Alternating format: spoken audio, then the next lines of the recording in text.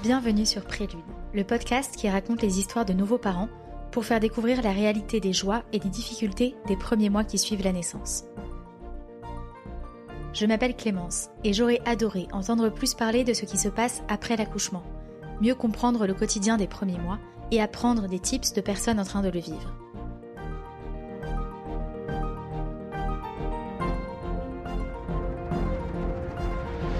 La naissance d'un enfant est un tremblement de terre, m'avait dit une amie. Ce mot m'avait marqué. Mais la grossesse et la perspective d'un premier accouchement étaient déjà tellement mystérieuses que je ne me suis pas renseignée sur ce qu'il se passe une fois que l'on revient chez soi, avec ce petit être en plus dans la famille. Je vous propose ici de rencontrer des personnes inspirantes qui vont nous raconter de manière authentique leurs premiers pas de parents, leurs surprises, leurs erreurs, leurs fous rires et tous leurs conseils. N'hésitez pas à donner votre avis grâce aux étoiles sur votre plateforme d'écoute et à le partager à tous les futurs parents autour de vous. Aujourd'hui, j'ai eu la chance d'interviewer Alexandre Lacroix, écrivain, directeur de Philosophie Magazine, cofondateur de l'école d'écriture Les Mots et père de 5 enfants. Que si jamais vous raisonnez en termes utilitaristes, c'est-à-dire si vous raisonnez en termes de calcul des coûts et des bénéfices de l'opération, à propos de la naissance d'un enfant, vous prenez peur parce que vous êtes évidemment perdant. Le coût est astronomique, le bénéfice est aléatoire, on ne sait pas si le lien avec eux va perdurer, si le lien va être de qualité. Alors, moi je propose d'avoir une autre attitude par rapport à l'annonce de la maternité, de la naissance à venir. C'est aimer le destin, aimer la vie telle qu'elle se présente, c'est l'amor fati, c'est l'amour du destin, avec sa dimension tragique, avec sa part d'ombre. Je vous laisse découvrir ces réponses passionnantes et profondes sur la paternité, les différences qu'il a ressenties entre la première et la dernière naissance, 17 ans après, et la richesse de faire grandir ses enfants au sein d'une famille franco-italienne. Bonjour Alexandre. Bonjour Clémence. Merci beaucoup de participer à ce podcast. Je suis très heureuse. C'est un plaisir. Est-ce que vous pouvez vous présenter ? Donc Alexandre Lacroix, je suis écrivain, romancier, essayiste. J'ai publié une vingtaine d'ouvrages. Je suis également directeur de la rédaction de Philosophie Magazine et père de 5 enfants. Je crois que c'est un peu pour ça que je suis ici. Père de 5 enfants qui sont nés entre l'an 2000 et 2017. Et donc, en fait, pendant la majeure partie de ma vie adulte, j'ai toujours eu à pouponner. De 25 à 43, 44 ans, j'ai pouponné. Et de cette expérience qui a été absolument centrale pour moi, j'ai tiré un livre qui s'appelle La naissance d'un père.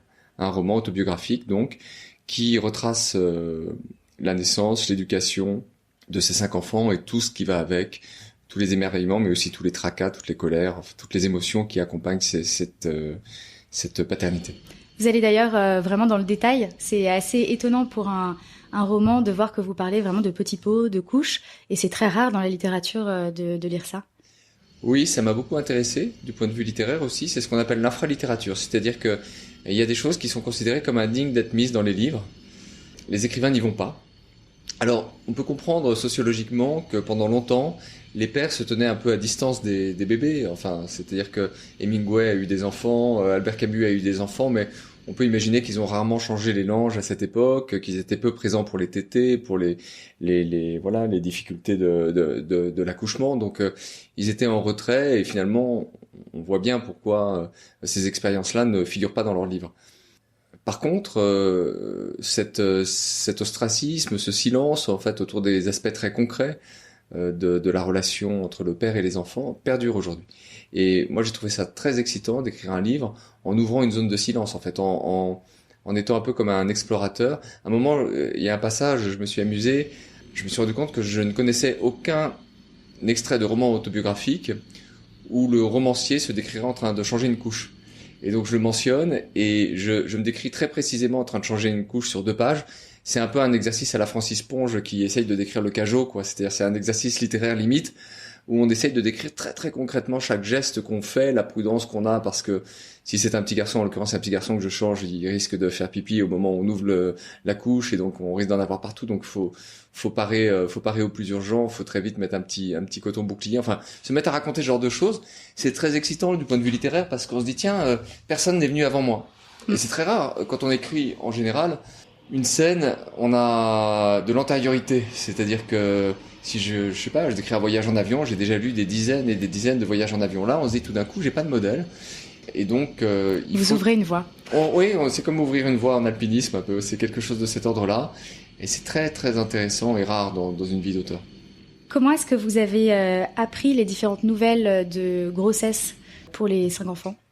Alors, de la manière la plus classique qui soit, à travers le test, le test Clear Blue, et donc avec cette petite anxiété sur les barres qui doivent apparaître dans le cadran.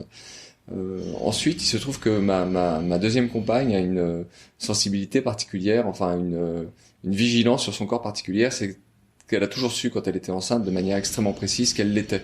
En fait, le test dans ces cas-là n'est venu là que pour confirmer. Pour moi, ça a été une joie. Je peux comprendre que pour certains, il y a de la frayeur dans cette expérience. C'est un engagement en fait incroyable. C'est-à-dire que si jamais vous raisonnez en termes utilitaristes, c'est-à-dire si vous raisonnez en termes de calcul des coûts et des bénéfices de l'opération, c'est ce que nous enjoint à faire notre société. On est censé être utilitariste et pour chaque action qu'on mène dans le monde, s'interroger sur les coûts et les bénéfices. Si vous entrez dans cette manière de raisonner à propos de la naissance d'un enfant, quand vous apprenez que vous allez avoir un enfant, vous prenez peur parce que vous êtes évidemment perdant. Vous êtes évidemment perdant en termes de calcul. Le coût est astronomique. Le bénéfice est aléatoire. On ne sait pas ce que deviendront les enfants. On ne sait pas si le lien avec eux va perdurer, si le lien va être de qualité. Il y a des risques immenses. Le risque, par exemple, que l'enfant soit malade ou qu'il lui arrive un accident, et à ce moment-là, on sera meurtri ou on devra porter un deuil ou une douleur en soi jusqu'à la fin de ses jours. Donc, en fait, le coût est totalement astronomique. Et donc, dès que vous raisonnez ainsi, c'est fichu. Alors, moi, je propose d'avoir une autre attitude par rapport au test Clear Blue et par rapport à l'annonce de la maternité, de la naissance à venir. C'est une attitude nietzschéenne, une attitude anti-utilitariste pour le coup, qui consiste à aimer le destin, aimer la vie telle qu'elle se présente. C'est l'amor fati, c'est l'amour du destin, avec sa dimension tragique, avec sa part d'ombre. Et donc, de se dire que c'est l'occasion de se réconcilier avec le destin, avec des rythmes en fait qui sont des rythmes de la nature. La grossesse, c'est 9 mois, c'est un rythme ample par rapport au rythme sur lequel on agit dans le monde du travail, c'est un rythme assez ample. Et on ne contrôle rien, on ne pilote rien. Il peut y avoir des accidents au moment de la grossesse, au moment de l'accouchement, dans les premiers mois. Et il faut sortir complètement de cette logique du calcul d'intérêt et de l'égoïsme pour s'ouvrir à une expérience du destin qui est une expérience antique, archaïque, une expérience qui va nous traverser, nous renverser, nous blesser, nous faire mal, mais aussi nous permettre de nous métamorphoser, de nous hisser au-dessus de nous-mêmes. Voilà. Je pense que si on bascule pas de l'approche utilitariste dans l'approche nietzschéenne, on ne va avoir que des craintes et des angoisses tout au long de la grossesse. En tant que père, comment est-ce que vous avez vécu cette période de grossesse de vos compagnes où vous n'étiez pas au premier plan pour l'enfant et la période de l'accouchement ? Alors moi, j'ai toujours énormément aimé les grossesses pour une raison assez mystérieuse. J'ai toujours extrêmement bien écrit pendant les grossesses. C'est-à-dire que je sais que c'est comme si j'étais dopé. Je sais que ça a été aussi pour moi des périodes de grande fécondité. Et j'emploie ce mot à dessein. Il y a peut-être un peu de rivalité mimétique. Ou je sais pas à quoi ça tient. Non, c'est pas de la rivalité avec la femme qui procrée tandis que moi j'écris. Non, c'est pas ça. C'est quelque chose de plus profond. C'est que c'est une attente merveilleuse. On a l'impression de jouer sa peau. On a l'impression que chaque mot qu'on écrit compte. En fait, que chaque geste compte. C'est vraiment des périodes que j'ai vécues comme si on était un peu surélevé par rapport au niveau du quotidien habituel. On est plus inspiré, plus voilà. Il y a donc en fait ça pour moi c'est presque addictif. Si j'ai eu 5 enfants, alors j'aime beaucoup les enfants, m'occuper d'eux, etc. Mais si j'ai eu 5 enfants, c'est aussi que la grossesse a toujours représenté une sorte de shoot extraordinaire. Et à propos des 5 enfants, vous parlez un peu de la vision de la famille nombreuse dans votre roman. Comment est-ce que vous l'assumez et comment est-ce que vous le vivez au quotidien ? Alors le livre est découpé en 3 parties qui correspondent à 3 configurations familiales assez différentes. Donc c'est 1, 3, 5 les titres des parties. Donc partie 1, j'ai 25 ans, un enfant, on est un peu désargenté, on est post-étudiant, on vit à Avignon. puis à la campagne. Et bon, c'est pas un climat familial ou économique très stable pour avoir un enfant, donc c'est une première configuration. La partie 3, je me suis séparé de ma première compagne. C'est la naissance coup sur coup de 2 nouveaux enfants avec une nouvelle compagne. Et donc, c'est un peu le défi de la famille recomposée.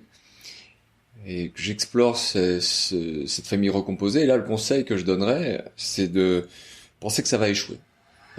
C'est partir de l'idée que ça marche pas, que les psychologues, les assistantes sociales, enfin l'ambiance très care, l'ambiance autour du soin qui baigne notre société, tend à nous laisser penser qu'on va tout régler par la parole, c'est-à-dire qu'on va être de bonne foi, bienveillants les uns envers les autres, qu'on va se parler, qu'on va s'accueillir, et puis que ça va être merveilleux, et que ça va prendre, et qu'on va retisser une famille recomposée.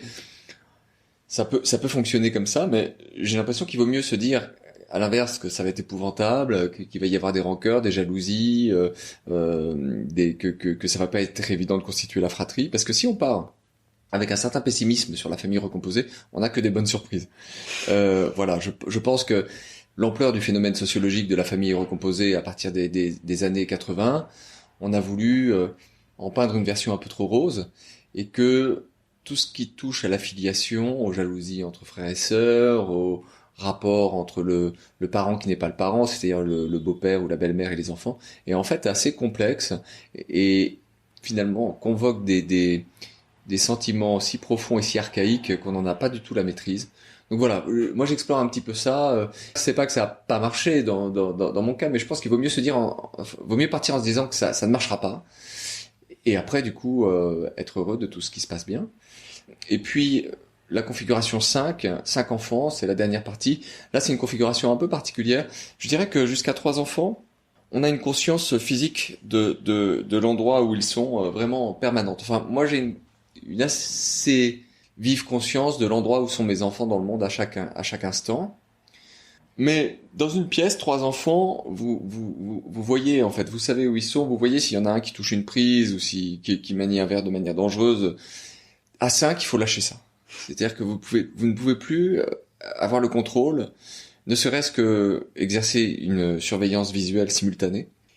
Et du coup, il y a un effet de horde. Vous devez accepter que c'est un groupe qui a pris vie et qui vous dépasse, et vous devez à un moment les laisser vivre. Alors ça crée un peu de désordre et un peu de chaos. C'est un chaos vivant, mais du coup je vois vraiment une différence et un saut très important entre 3 et 5. Pour l'accouchement, est-ce que vous l'avez vécu différemment entre le premier et le 5e ? Est-ce qu'il y a un mystère qui se rejoue à chaque fois, ou est-ce que ça devient presque habituel ? Le premier accouchement, ça a été quand même quelque chose d'une expérience incroyable. Pendant l'accouchement, on met pas mal d'anxiété sur les aspects pratiques. Je me rappelle par exemple que la sonde du monitoring, en fait, on fixe, les sages-femmes ou les infirmières de service fixent sur le ventre de la maman pendant les contractions une bande élastique qui tient une petite sonde qui enregistre les contractions, leur rythme, leur amplitude.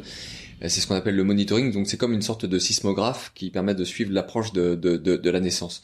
Et cette sonde, ce qu'on vous dit pas, c'est qu'elle tombe en fait, parce qu'au moment des contractions, la maman se redresse, se retourne, elle est mal, le ventre se déforme, et donc elle ne cesse de glisser.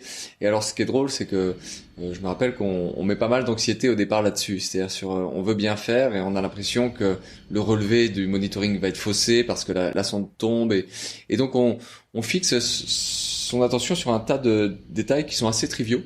Et arrive l'enfant, et alors là, on comprend qu'en fait, c'est un événement métaphysique, quoi. C'est-à-dire que c'est comme si on regardait le doigt et pas la lune, hein, comme on dit dans le dicton chinois. Le sage montre la lune et l'idiot regarde le doigt. Donc la sonde du monitoring et tous ces petits aspects techniques, c'est un peu ça.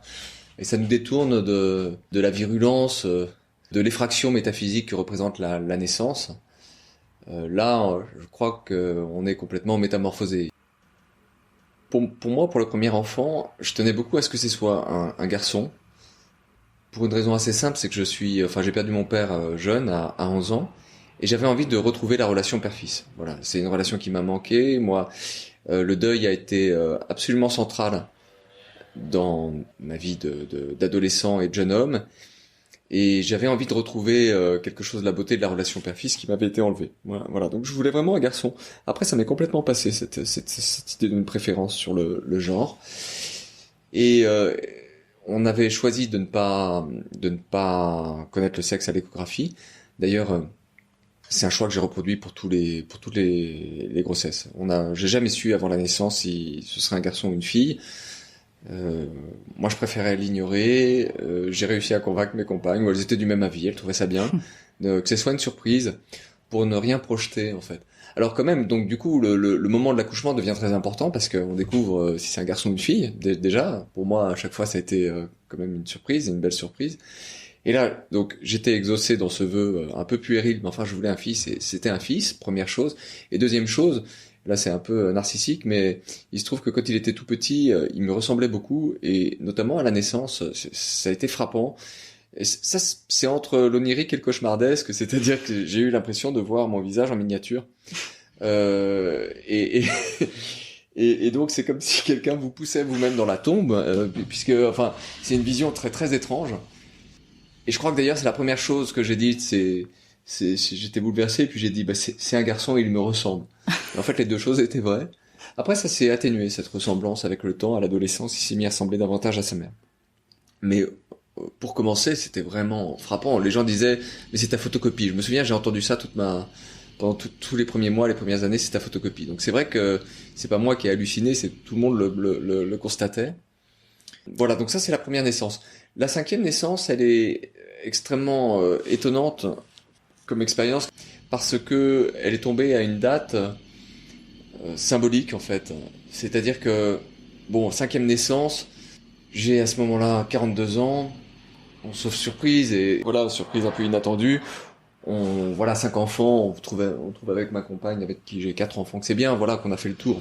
Et donc, cette dernière naissance, on l'attendait, et en même temps, c'est le dernier événement d'un grand cycle de naissance, le dernier jalon. Or, en sortant de la maternité, j'annonce la naissance autour de moi, et je reçois un SMS de quelqu'un qui me dit, mais quelle date? Je fais, tiens, pourquoi quelle date? Et là, mais enfin, c'est la date de naissance de ton père, il est né le 30 janvier. Et là, les choses se sont réordonnées de manière un petit peu magique, comme je le raconte dans le livre. C'est que le troisième enfant s'appelle Pietro Stelio Lacroix. Alors Stelio, c'est un prénom très peu connu d'étymologie latine qui signifie la stèle. Pietro, c'est la pierre, et Lacroix, c'est la croix. Donc stèle, pierre, Lacroix, en fait, il y a un télescopage de symboles autour de cette naissance qui font qu'elle est comme scellée, en fait. Ça fait une lourde hérédité tout d'un coup pour lui, mais dans l'événement de cette naissance, il y a quelque chose d'assez incroyable, c'est-à-dire qu'est rappelé la stèle, la pierre et la croix, donc la tombe. Et là, ce que je voudrais dire à ce propos, c'est que la naissance et la mort marchent d'un même pas. C'est pour ça que la naissance, c'est un événement vraiment métaphysique. Quand vous prenez la décision de mettre un nouvel être humain au monde, vous condamnez un être humain à mourir. C'est-à-dire, à chaque fois qu'un vivant naît, il va mourir. Alors, des années plus tard, le plus tard possible, c'est ce qu'on espère. Mais c'est cette décision-là qu'on prend, et l'événement de la naissance, c'est un événement qui contient, comme dans une poupée russe, la mort à l'intérieur de lui. C'est quelque chose qui avait été d'ailleurs très bien vu par le poète gallois Dylan Thomas, qui a écrit une série de poèmes dont la forme même sur la page prennent un peu les formes du monitoring, enfin des contractions du ventre de la femme, et qui ne cesse d'halluciner dans ces poèmes qui sont très obscurs, très ésotériques au demeurant, qui ne cesse d'halluciner l'emboîtement de la mort et de la naissance. Et donc ça, je le savais, et quand je parlais d'amour fati ou d'amour du destin, c'est bien ça, c'est-à-dire que donner la naissance, c'est affirmer que la vie d'un être mortel vaut la peine d'être vécue. En fait, c'est presque une pétition de principe métaphysique. C'est considérer que ce court rayon de lumière qu'est la vie, entre deux nuits immenses, celle qui a précédé la naissance et celle qui viendra après la mort, ce court rayon de lumière vaut la peine d'être vécu, d'être jeté dans le monde.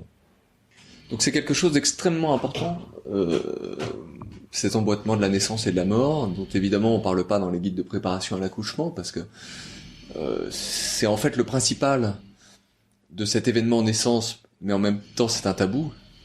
Ça effraie un peu. Et là, pour ma 5e naissance, si j'ose dire, j'ai vraiment eu l'espèce de confirmation de choc symbolique absolu.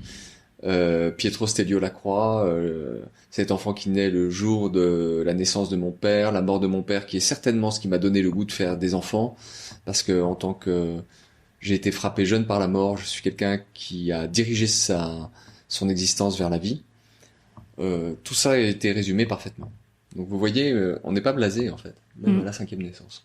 Quand vous parlez de l'emboîtement de la mort et de la vie, est-ce que vous êtes angoissé au quotidien pour la santé ou ce que vos enfants peuvent faire? Non, j'ai aucune espèce d'angoisse ou d'appréhension par rapport à la santé. Je suis extrêmement confiant. Je pense aussi que d'un point de vue très pratique, beaucoup de parents surréagissent aux variations de santé des nourrissons, des jeunes bébés. En fait, ils sont extrêmement solides, beaucoup plus solides que nous. Un enfant d'1 an, de 2 ans qui prend une grippe et est sur pied en 48 heures, qui a une fracture, il est guéri en 2 semaines. Enfin, je veux dire, il y a la puissance si tout se passe bien, si l'organisme est sain, mais la puissance de l'immunité, même simplement de la force qui est dans le nourrisson est incroyable. On a complètement tort de les envisager en tant que petites choses fragiles. Il y a un vouloir vivre chez le jeune enfant qui est stupéfiant, et nous autres adultes, bon, j'ai aujourd'hui 46 ans, on l'a plus à ce niveau-là. On n'a plus cette possibilité de guérir.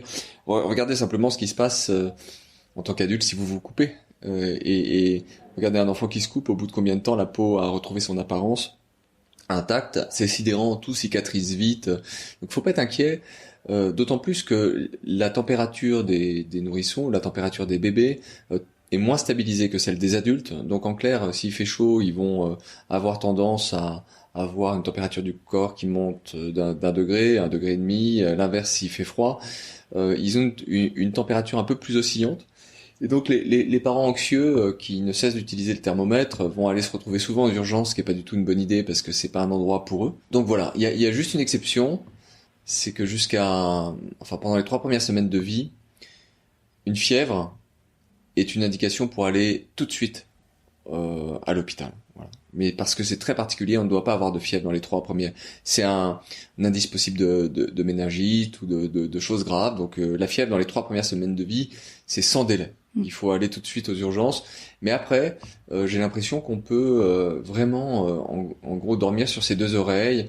Et ils font plein de petites affections virales qui sont dues à la vie en communauté, à la crèche, à l'école, etc. Donc il faut les voir un peu comme des Indiens d'Amazonie qui découvrent la civilisation et qui sont contaminés par les rhumes, les cochonneries qui traînent dans les villes, partout. Ils surmontent tout ça très très bien. Donc là, je pense qu'il faut leur faire confiance, et moi je suis pas du tout un parent inquiet. Comment est-ce que vous avez vécu le retour à la maison et le manque de sommeil des premiers mois? Vous en parlez dans votre roman, à la fois pour le premier où vous découvriez ça et pour les suivants où vous aviez en plus des enfants en bas âge à la maison.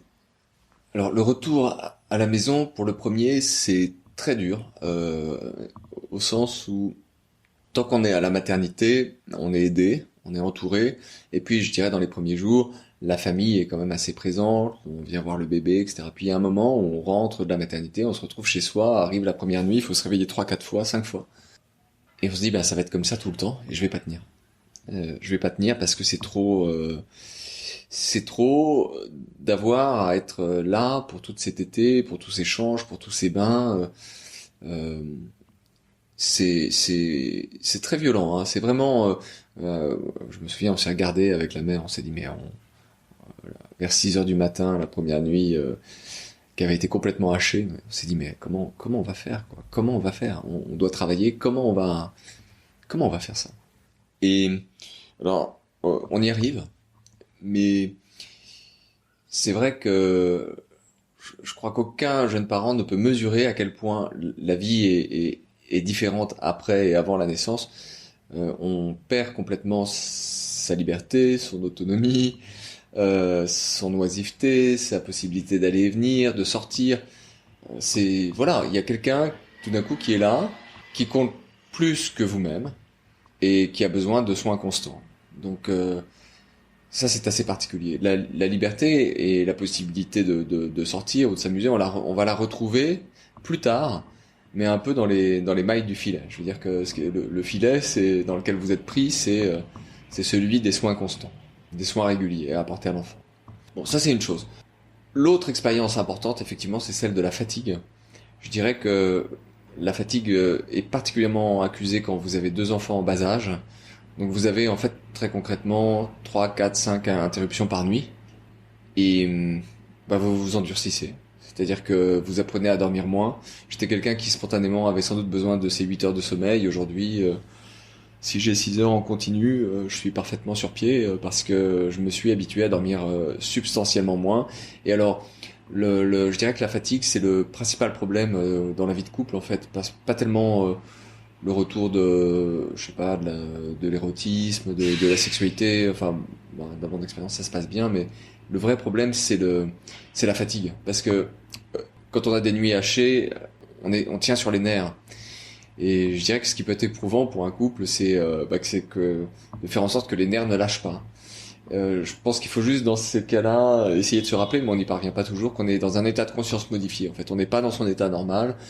C'est pas vrai. Au bout de 2, 3 mois où vous dormez pas, vous êtes vif argent, quoi. Vous êtes comme de l'huile sur le feu. Voilà. Donc attention à ne pas vous brûler vous-même ou à ne pas brûler les autres. Et alors, c'est pérenne, hein, c'est-à-dire que personne n'arrive vraiment, quand vous avez vraiment une famille nombreuse, jusqu'à ce qu'ils aient 3-4 ans, jusqu'à ce que le plus petit ait 3-4 ans, vous serez réveillé la nuit. Enfin, c'est pas parce que vous êtes de mauvais parents que vous n'y arrivez pas, c'est comme ça, c'est dans l'ordre des choses. Est-ce que vous avez des conseils très précis pour ceux qui sont en train de vivre ça, de partage des tâches ou d'organisation à la maison? C'est très lié aux modalités du travail, en fait. C'est-à-dire que si on prend l'exemple de l'allaitement est d'un côté une pratique qui permet une très très grande fluidité, notamment la nuit, puisque en fait on peut prendre l'enfant dans son couffin et puis le mettre contre soi et peut-être le reposer sans passer par la case cuisine, sans se réveiller tout à fait. Il y a une espèce de symbiose qui peut s'établir la nuit avec des réveils dans un demi-sommeil où en fait et l'enfant et la mère dorment un peu en continu. Alors ça va être un sommeil plus léger, un sommeil un peu abîmé, mais voilà, une autre fluidité ou une autre facilité extraordinaire qu'apporte l'accouchement, c'est que on peut partir en voyage sur un coup de tête. Enfin, on peut partir n'importe où sur un coup de tête avec un petit. On n'a pas besoin de se préoccuper de la poudre, des biberons. En fait, on diminue énormément la logistique, en fait, puisque on a dans son corps, enfin dans le corps de la mère, tout ce qu'il faut pour l'allaiter. Mon premier a été uniquement allaité jusqu'à 17 mois. Et sans aucun ajout extérieur contre l'avis des médecins qui disaient qu'il fallait de l'eau, qu'il fallait ceci, qu'il fallait cela. En fait, le lait suffit très bien et il a toujours été plus grand en taille que les autres de son âge. Donc, la croissance est parfaite et en plus, il y a plein d'anticorps dans le lait. Donc, ça fait un enfant vigoureux, quoi, en bonne santé. Donc ça, c'est super. Mais par exemple, l'allaitement est peu compatible avec le salariat. C'est pas une question d'aliénation ou d'asservissement pour les femmes. C'est juste qu'il y a une tension avec le salariat. Alors, il existe d'autres organisations du travail que le salariat. Hein. On peut travailler en indépendant, on peut travailler chez soi, on peut télétravailler. Aujourd'hui, il y a de multiples organisations du travail. Et moi, le seul conseil que j'aurais à donner, c'est de réfléchir à partir des modalités du travail. En fait, c'est ça. C'est comment faire pour que la mère puisse s'épanouir, retrouver une activité. Voilà, ma compagne est très active. A toujours beaucoup travaillé pendant les grossesses, après les grossesses, mais en indépendante. Donc avec une liberté sur les horaires qui nous a quand même beaucoup aidé. Je pense que quand les deux sont dans des horaires salariés fixes au bureau, c'est plus compliqué. C'est-à-dire c'est plus compliqué où la délégation va intervenir plus tôt. La délégation à des crèches ou à des nounous va intervenir beaucoup plus tôt. Votre femme est italienne. Ouais. Comment est-ce que vous avez vécu en famille la double culture et la présence de 2 langues? Sur la présence de 2 langues, on a fait un choix très fort, très net, qui consiste à ce que chacun parle sa langue. Donc en fait, on a une conversation bilingue. À la maison, elle me parle en italien et moi je lui réponds en français. C'est un peu curieux pour des gens qui suivent ça de l'extérieur, mais pour les enfants, ça permet d'éviter complètement les mélanges. Ça permet aussi, je trouve, d'avoir une grande spontanéité dans l'échange, parce que dans une langue qui n'est pas la vôtre, à moins que vous soyez vraiment parfaitement bilingue, vous êtes un peu moins vous-même, ou disons que là chacun est très spontané, chacun parle. Voilà, moi en français je peux dire les choses de façon très simple et très directe, elle aussi en italien, et ça permet en fait de faire des enfants complètement bilingues. La double culture, c'est quand même intéressant aussi sur le plan éducatif.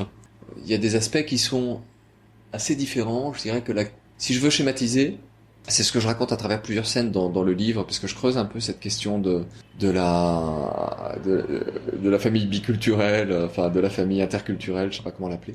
Si je voulais le dire à grands traits, l'éducation à la française est une orientation extrêmement orientée vers la psychologie, vers la parole, et donc on a des enfants, des petits Français qui, comparés aux petits Italiens, à 5 ans, ce sont des avocats, des grands maîtres de la rhétorique. Ils savent tout justifier, ils savent s'opposer aux directives des parents, ils ont une tchatche pas possible, et on les habitue aussi à se plaindre. C'est-à-dire et on est un peu dans la complainte, hein. Enfin on les entraîne à la complainte parce qu'on leur dit alors tu vas bien, est-ce que vraiment tu vas bien. Ça vient un peu d'une espèce de vulgate psychologique qui s'est mise en place, où il faudrait parler à l'enfant comme s'il était un adulte. C'est très drôle parce que Rousseau dans l'Émile note déjà qu'il faut pas tout miser dans l'éducation sur la parole, et il dit en les éduquant, en leur parlant sans cesse, nous ne faisons d'eux que des petits babilleurs. Ils babillent sans cesse. Donc voilà, nous on fait des grands rhétoriqueurs qui se plaignent souvent et qui sont souvent un peu grognons, de mauvaise humeur. Voilà, c'est à peu près ce que produit l'éducation à la française, avec des côtés positifs hein, aussi. C'est quand même une aptitude au maniement du langage qui est assez sidérante. Ça c'est une chose. Alors côté italien, ça se passe assez différemment. La complainte va être presque tout le temps brisée. Les parents n'aiment pas quand les enfants se plaignent, ne les invitent pas du tout à se plaindre. Et il y a un encouragement que disent tous les parents, que répètent tous les parents à leurs enfants, qui est très drôle. Moi, ça m'a beaucoup surpris aujourd'hui. C'est fatti furbo. Ça, j'en parle dans le livre. C'est sois rusé. C'est-à-dire que par exemple, si l'enfant prend un coup à l'école par un autre camarade et que l'autre est plus fort, on va pas lui dire va te plaindre à la maîtresse, etc. On va lui dire fatti furbo. C'est-à-dire sois plus rusé que lui. Donc défends-toi par la ruse. Donc c'est moins par la tchatche qu'il faut se défendre que par la ruse. Et donc il y a quelque chose d'un peu plus combatif. Donc si je résumais d'un trait, je dirais que l'éducation à la française crée des psychologies et l'éducation à l'italienne crée des caractères. C'est pas la même chose, développer la psychologie ou le caractère chez un enfant. Et voilà, ce sont des généralités, mais elles s'appliquent assez bien. Elles s'appliquent assez bien et ça permet de comprendre. Ça permet de comprendre, par exemple, qu'une mère italienne va être très présente, mais si un enfant tombe et s'écorche complètement le genou, on n'arrive pas avec de l'arnica, en faisant « Oh, mon petit, ton genou est écorché, tiens, prends 2 granules.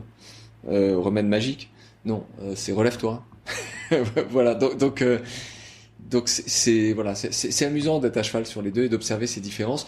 Ça aide, je trouve, enfin, moi j'aime bien la richesse interculturelle et le voyage, mais c'est vrai que ça aide à prendre conscience de choses qu'on considère comme allant de soi, et qui sont déplacés ailleurs en fait. Vous parliez à un moment dans votre livre de la générosité, l'apprentissage de la générosité lorsque votre femme donne un des jouets de votre enfant Andrea à un autre, et que c'est comme ça, il a pas à se plaindre, alors que d'un point de vue français, on est un peu choqué, on se dit le pauvre, il vient de perdre un de ses jouets préférés. Et là on voit bien la différence.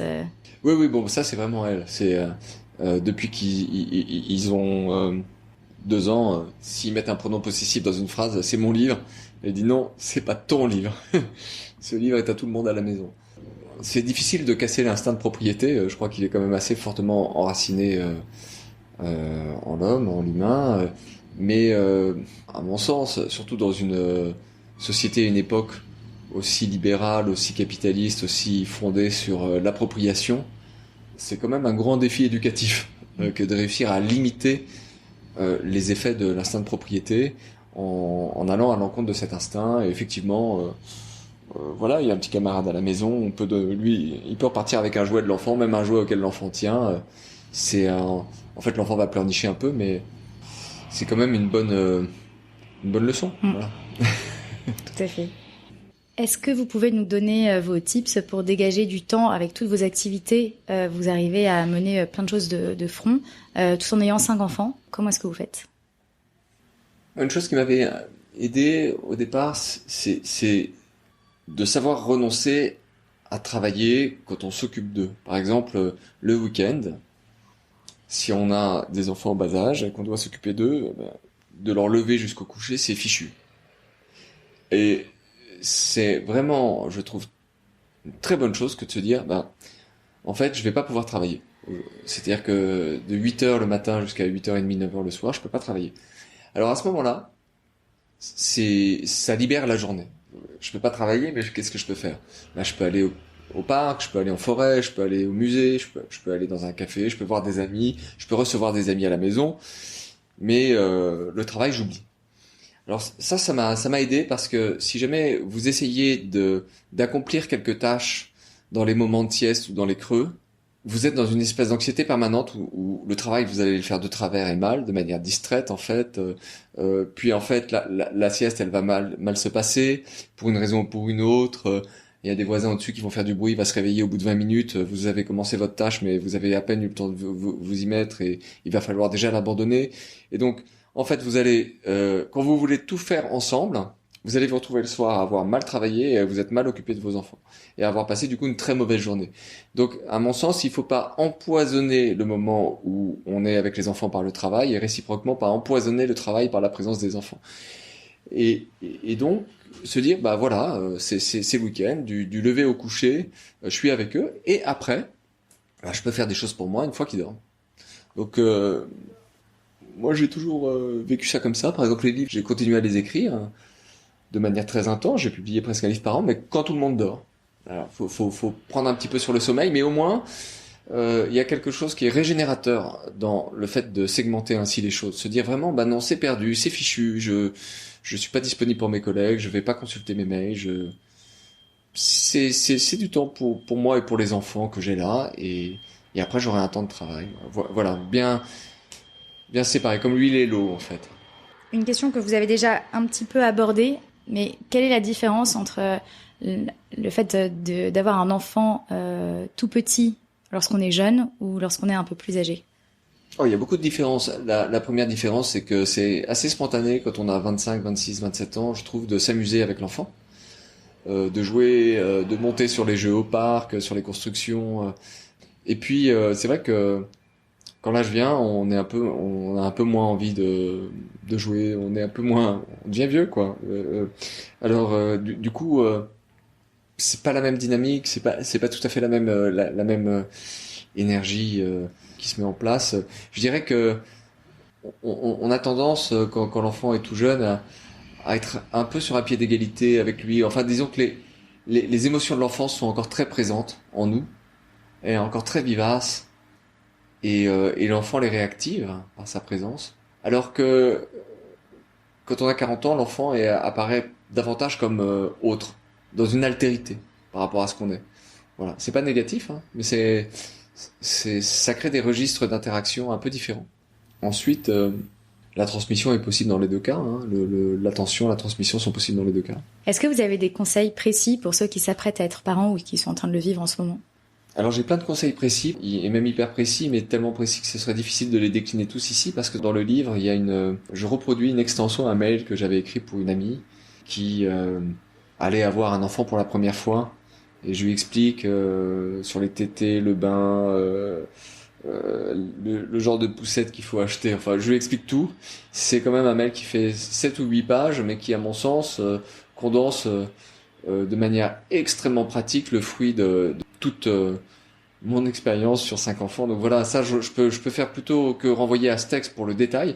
Mais l'esprit général, c'est que il ne faut pas trop lire les guides. Moi, j'ai voulu écrire cette lettre, justement, ou ce mail, dans un esprit qui s'oppose à tous les guides de la naissance qui sont dans le commerce. Pourquoi ? Parce que ces guides de la naissance sont fondés sur un mythe qui est la maîtrise rationnelle du bas âge. Quelque chose d'assez cartésien. J'en prends pour exemple ces grilles horaires dans lesquelles on vous incite à inscrire les horaires des tétés. Dans presque tous ces guides et dans cette littérature sur le nourrisson qui se répand dans le commerce, on vous dit que les tétées doivent être régulières et puis s'espacer Alors, on vous propose d'avoir une sorte de programme, un peu comme quand vous vous entraînez pour un marathon, vous avez une sorte de programme d'entraînement. Là, vous avez un programme, vous inscrivez les horaires et vous devez surveiller qu'au fil des semaines ou des mois, ça s'espace correctement et puis qu'il n'y a plus de tété la nuit, etc. Ça, j'ai jamais connu aucun couple qui soit parvenu à faire de son enfant un objet mathématique. Ça a jamais marché ce truc-là. Et donc, si vous voulez, ces guides sont souvent faits pour rassurer les jeunes parents en leur donnant l'illusion d'une maîtrise rationnelle de ce qui va se passer. Alors, l'esprit général de mes conseils, c'est plutôt de dire, non, cette maîtrise est un doux rêve. Un enfant n'est pas écrit en langage mathématique. C'est pas comme Galilée disait que la nature était écrite en langage mathématique, mais un enfant n'est pas écrit en langage mathématique. Et en fait, la meilleure chose est de ne pas planifier, de ne pas essayer de prévoir, mais de se laisser la liberté, surtout pendant la grossesse, de beaucoup rêver, d'être créatif. Un enfant a des besoins et en fait, un petit enfant, un bébé, est très fort pour vous expliquer, même sans langage, ce dont il a besoin. Il le signale. Il suffit de l'écouter en fait. Les nourrissons savent extrêmement bien se réguler. Et donc voilà un conseil très pratique, mais l'esprit général, si vous voulez, c'est de lâcher complètement cette approche de vouloir faire de l'enfant un jardin à la française, vous voyez, avec des buis, faire comme si l'enfant était un buis qu'on allait tailler en cône ou en sphère ou en cube. C'est d'une grande absurdité. Dans ces premières années, qu'est-ce qui a été selon vous le plus beau et le plus dur ? Le plus beau et le plus dur, c'est la même chose, c'est-à-dire que les enfants viennent casser, quand ils sont là, une attitude qu'on a quand on est jeune, qui est d'être solipsiste, c'est-à-dire de considérer que le monde se réduit à ma personne. Il y a un individualisme en fait de la jeunesse qui aide évidemment à se construire, et quand il y a un enfant qui apparaît, qui est là, tout d'un coup il y a un être qui est plus important pour vous que vous-même. Et c'est un décentrement en fait. Donc les enfants vous décentrent. Et ce décentrement, c'est l'expérience la plus belle et la plus dure aussi. Vous perdez votre autonomie, vous perdez votre liberté, vous perdez votre égoïsme, pas de force, enfin par la contrainte. Et en même temps, du coup, ou en compensation, le monde vous est redonné tout, entièrement. Moi, je pense que les enfants, c'est une chose que je détaille aussi dans un chapitre du livre, vous rendent le monde une deuxième fois. Ils vous montrent, quand ils sont petits, les pigeons dans la rue, que vous ne voyez plus, les avions dans le ciel, leur regard s'émerveille d'une fleur, d'une mouette à la plage. Et tout d'un coup, pour vous, la fleur, la mouette, le tractopelle, l'avion dans le ciel qui n'existait plus, se mettent à exister de nouveau. Donc vous êtes décentrés et vous réapprenez ou redécouvrez le monde à travers leur regard. Donc le monde vous est rendu une deuxième fois. Voilà, c'est comme ça que je répondrai à cette question. Merci beaucoup. Merci. J'ai terminé mes questions. C'était très intéressant et très complet. Bon, merci beaucoup. Merci. J'espère que ce 9e épisode de Prélude vous a autant plu qu'à moi. En montant la bande-son, j'ai même noté plusieurs phrases que je souhaite relire de temps en temps pour prendre de la hauteur sur le quotidien de parents. Je vous donne rendez-vous dans 2 semaines pour une nouvelle discussion. À bientôt.